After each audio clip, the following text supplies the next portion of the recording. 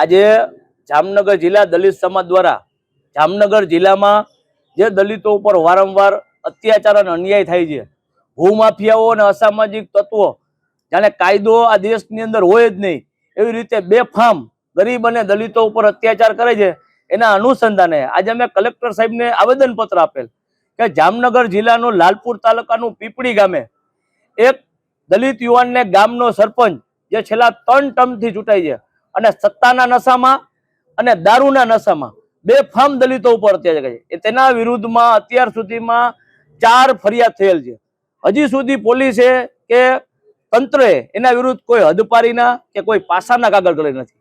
જે પીપળી ગામના જે દલિત ઉપર એને હુમલો કર્યો એમાં પોલીસે પણ સામાન્ય કલમ લગાડી છે।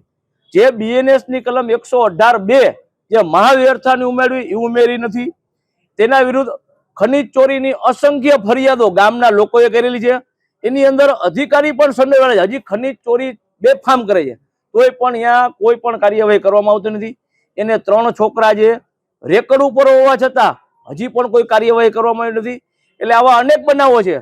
તાજેતરની અંદર ચેલાની અંદર કાલે ચંગાની અંદર કાલે પણ રાત્રે એક અસામાજિક તત્વો એક દલિત ના ઘરમાં જઈ અને હુમલો કર્યો। પોલીસ ફરિયાદ લેતી નથી, છતાં એ લોકો પાછા એના ઘરે જઈ અને જે ઘરના લેડીઝ છે એને ભૂંડા બોલે છે, ગાળો કાઢે છે।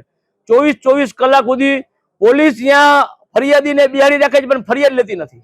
એટલે ક્યાંક ને ક્યાંક તંત્ર પણ દલિત વિરોધી હોય એવું લાગે છે।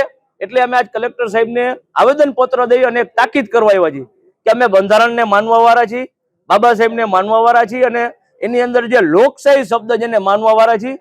અમને કોઈ કાયદો કે હથિયાર ઉપાડવા માટે મજબૂર ન કરો। તાત્કાલિક ધોરણે જે આવા ભૂમાફિયા હોય, અસામાજિક તત્વો હોય કે જે ગરીબ અને દલિતને હેરાન કરે છે એના ઉપર તાત્કાલિક ધોરણે હદપારી અને પાસાના કાર્યવાહી કરવા માંગણી છે। જો આગામી દિવસોમાં જો કોઈ કાર્યવાહી કરવા ન આવે તો અમે આનાથી પણ ઉગ્ર આંદોલન કરશું।